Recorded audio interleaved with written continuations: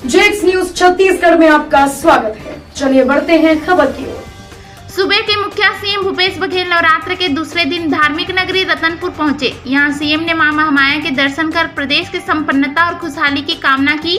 CM ने इस दौरान विधिवत पूजा अर्चना कर मां महामाया का आशीर्वाद लिया। सीएम ने बताया कि माता की कृपा से अच्छी वर्षा के साथ इस बार फसल भी अच्छी हुई है। अन्नदाताओं में खुशहाली का माहौल है। सीएम ने प्रदेश की जनता को नवरात्र पर्व की बधाई भी दी। सीएम ने मां महामाया के दर्शन के बाद मीडिया से चर्चा में केंद्र सरकार और भाजपा पर भी जमकर निशाना साधा। सबसे पहले ट्रेनों को रद्द व फ्लाइट बंद करने को लेकर सीएम ने सीधे भाजपा प्रदेश अध्यक्ष व सांसद पर हमला बोला। सीएम ने कहा कि सांसदों से पूछना चाहिए कि यह फ्लाइट क्यों बंद हो रही है, सैकड़ों ट्रेनें महीनों से क्यों रद्द है। सौभाग्य के है या दुर्भाग्य, यहाँ के सांसद प्रदेश भाजपा के अध्यक्ष भी हैं, लेकिन सभी चुप हैं। केवल राज्य सरकार के खिलाफ बोलने के लिए इनका मुंह खुलता है। महंगाई, पेट्रोल, डीजल, गैस, बेरोजगारी, भर्ती के मामले में इनका मुंह बंद रहता है। आगे सीएम ने उड्डयन मंत्री सिंधिया पर निशाना साधते हुए कहा कि मैंने पहले कहा था एयर इंडिया के महाराजा और ये दोनों बिकाऊ हैं, तब से वे बहुत ज्यादा नाराज हैं, लेकिन इसका बदला उन्हें छत्तीसगढ़ की जनता से नहीं लेना चाहिए। आगे सीएम ने कहा कि राहुल गांधी की भारत छोड़ो पदयात्रा की वजह से मोहन भागवत मस्जिद और मजार पहुंच गए हैं। नफरत छोड़ो और भारत जोड़ो का व्यापक असर पड़ रहा है। हमारे देश में नफरत का कोई स्थान नहीं है। अनेकता में एकता हमारे देश की ताकत है। भाजपा केवल समाज और सत्ता में जहर घोलने का काम कर रही है।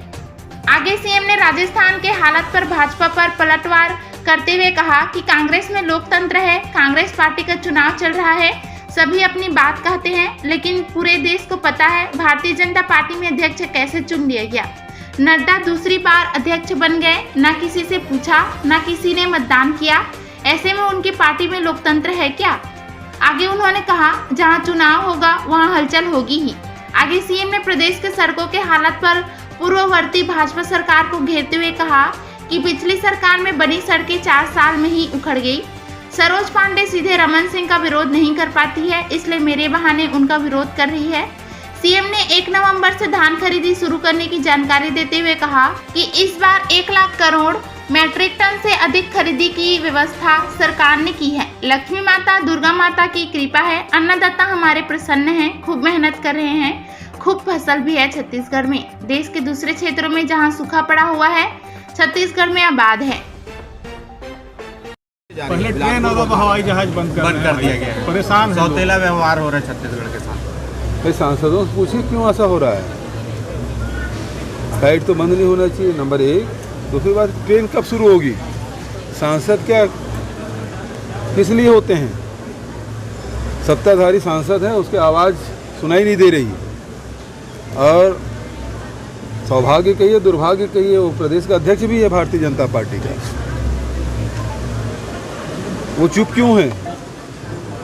सैकड़ों यात्री ट्रेन बंद है, महीनों से बंद है और हर महीने बंद किए जा रहे हैं, लेकिन सांसद हैं कि चुप हैं।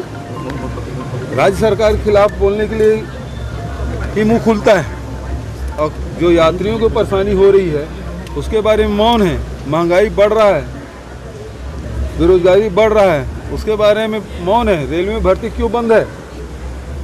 महंगाई आसमान क्यों छू रहा है? पेट्रोल और डीजल के भाव, जब क्रूड ऑयल की कीमत नीचे गिर रहा है, पेट्रोल और डीजल के भाव क्यों बढ़ रहा है? रसोई गैस की कीमत क्यों बढ़ रहा है? सांसद जी क्यों नहीं बोल रहे हैं इस मामले में? क्या उड्डयन रिपेयरिंग का काम किया जा रहा है, वो बेहतर नहीं किया जा रहा, फिर से उखड़ जा रहा है? वो बना ही वैसी है जी। बना था, पिछले सरकार ने जो बनाया था वो 4 साल भी नहीं टिका, उखड़ गया।